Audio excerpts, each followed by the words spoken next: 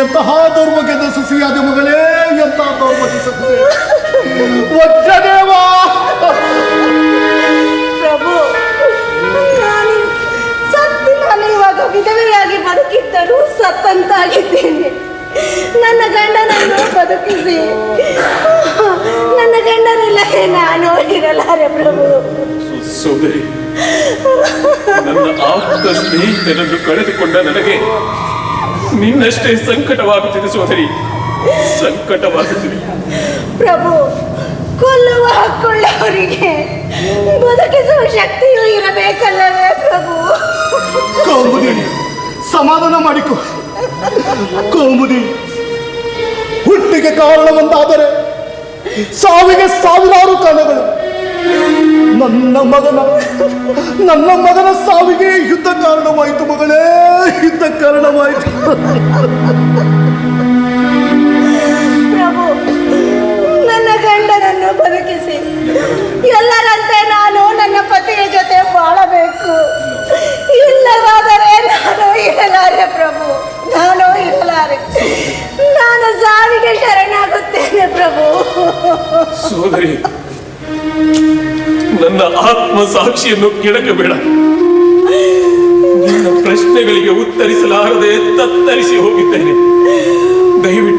ದಯವಿಟ್ಟು ನೀನು ಸಾವನ್ನು ಬಯಸಬೇಡ ಸೋದರಿ, ಬಯಸಬೇಡ. ಈಗಾಗಿರುವ ರಕ್ತದ ಉಕ್ಕುಳಿಯೇ ಸಾಕು ಸಹೋದರಿ, ಸಾಕು. ಪ್ರಭು, ಯುದ್ಧ ಸ್ಮಶಾನದಲ್ಲಿ ನಮ್ಮಗಳ ವೇದನೆಗಳು, ರೋದನೆಗಳು ಮುಗಿಲಿಗೆ ಪ್ರಭು. ಪ್ರಭು, ಈಗ ನನ್ನ ಸ್ಥಿತಿ ನೇರ್ಮನೆಯಿಂದ ನೆಲದ ಮೇಲಕ್ಕೆ ಬಿಸಿದ ಮೀನಿನಂತಾಗಿದೆ ಪ್ರಭು, ಬಿಸಿದ ಮೀನಿನಂತಾಗಿದೆ. ನಿಮ್ಮೆಲ್ಲರ ಸಂಕಟ ಮನೋವ್ಯತೆಯಂತೆ ನಾನು ಸಹ ವ್ಯಾಕುಲಗೊಂಡಿದ್ದೇನೆ. ತಂದೆಯನ್ನು ಕಳೆದುಕೊಂಡ ಮಕ್ಕಳನ್ನು ಕಳೆದುಕೊಂಡ ತಂದೆ ತಾಯಂದಿರು, ಸಹೋದರ ಸಹೋದರಿಯರು ಅನಾಥರಾಗಿದ್ದಾರೆ. ನಾಯಿ ನರಿಗಳು ಕೇಕೆ ಹಾಕುತ್ತಿವೆ. ಈ ರಣಭೂಮಿಯ ರಣಹದ್ದುಗಳಿಗೆ ಸ್ವರ್ಗವಾಗಿದೆ. ಈ ದೃಶ್ಯಗಳು ನನಗೆ ನರಕವಾಗಿವೆ. ಒಂದೊಂದು ದೃಶ್ಯವೂ ನನ್ನ ಆತ್ಮವನ್ನು ನಿಂದಿಸುತ್ತಿವೆ, ಕೊಲ್ಲುತ್ತಿವೆ. ಈ ರಣಭೂಮಿಯ ರಕ್ತದಿಂದ ಕೆಂಪಾಂಬುದಿಯಾಗಿದೆ.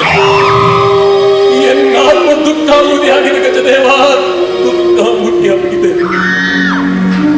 ನನ್ನ ಹೃದಯ ಗಾಯವಾಗಿ ಮಾನಸಿಕ ಸಂಘರ್ಷಕ್ಕೊಳಗಾಗಿದ್ದೇನೆ. ನಾನೀಗ ಶಕ್ತಿಹೀನನಾಗಿದ್ದೇನೆ. ನನ್ನಿಂದ ಇಲ್ಲಿರಲು ಸಾಧ್ಯವಿಲ್ಲ ಗಜದೇವ, ಸಾಧ್ಯವಿಲ್ಲ. ಪ್ರಭು, ನೀವು ನಡೆಯಿರಿ, ನಾವು ಬರುತ್ತೇವೆ. ಗಜದೇವ, ಇದನ್ನೆಲ್ಲ ನೋಡಿ ನನ್ನ ಆತ್ಮ ಹೇಳುತ್ತಿದೆ, ಅಶೋಕ, ನೀನೊಬ್ಬ ಚಂಡ ಅಶೋಕನೆಂದು. ಆದರೆ ನಾನೀಗ ಧರ್ಮ ಅಶೋಕನಾಗಬೇಕು. ಗಜದೇವ, ಧರ್ಮಿಷ್ಠನಾಗಬೇಕು. ಪ್ರಭು, ಮನುಕುಲ ಇರುವವರೆಗೂ ಯುದ್ಧ ನಿಲ್ಲುವುದಿಲ್ಲ. ನೀವು ನಡೆಯಿರಿ, ಹೋಗೋಣ.